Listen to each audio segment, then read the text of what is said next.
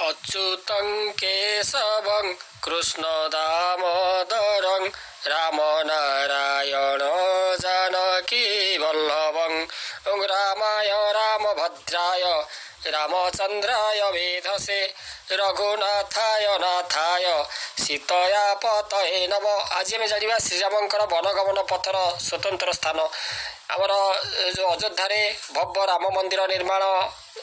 सरी तेरे जन्मस्थान व्यतीत तांकर वनवास समय प्रभु श्रीराम जो जो स्थान से गमन करिसेंती सेठारे मध्य मंदिर मान रही। अयोध्या ठारू आरंभ कर रामेश्वरम पर्यंत रामंकर वनगमन पथ रही। वनवास समय प्रभु श्रीराम चित्रकूट ठारू रामेश्वरम पर्यंत से गमन करते यही सब स्थान भव्य एवं पौराणिक मंदिर अच्छी किंतु माने गत किछि वर्ष 492 वर्ष धरी अयोध्या रामंकर कौन भव्य मंदिर नथिला। राम मंदिर निर्माण हेले यार शून्य स्थान पूरण हो पार जदियो रामंकर निर्वासन जो वनवास विषय जो इतिहासकार मान मध्य किसी मत पार्थक्य रही। तेरे समस्त मानचित्र में प्रयागराज चित्रकूट पंचवटी किष्किंधा एवं रामेश्वरम अंतर्भुक्त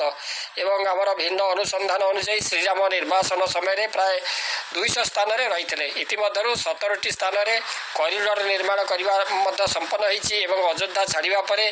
श्रीराम लक्ष्मण एवं सीता से तमसा नदी घाट में पहुँची से डंगा साहाय्य नदी पार हो से माने श्रीरंगबेरपुर में पहुँची सेठारे गंगा नदी अच्छी एवं यापर जो कुरई प्रयाग चित्रकूट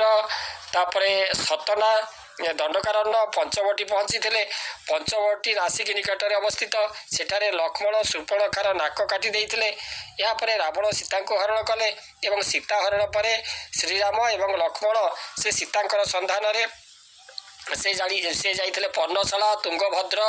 सबरी आश्रम ऋषमुख पर्वत में पहुँची यही पार्वत्य अंचल श्रीराम हनुमान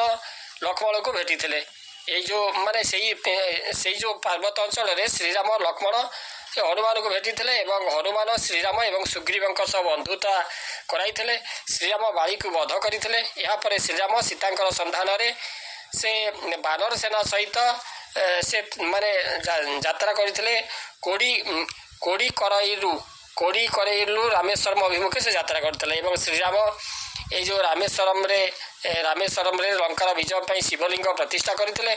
यापर धनुषकोटी लंका पहुँचा माने धनुषकोटी लंका पहुँचापी समुद्र उपर से सेतु स्थापन करते राम सेतु द्वारा प्रभु श्रीराम श्रीलंका से पहुँची एठारे रावण को वध करा सीता को मुक्त करा यापर श्रीराम से पुष्पक विमान द्वारा अयोध्या को फेरी आसी।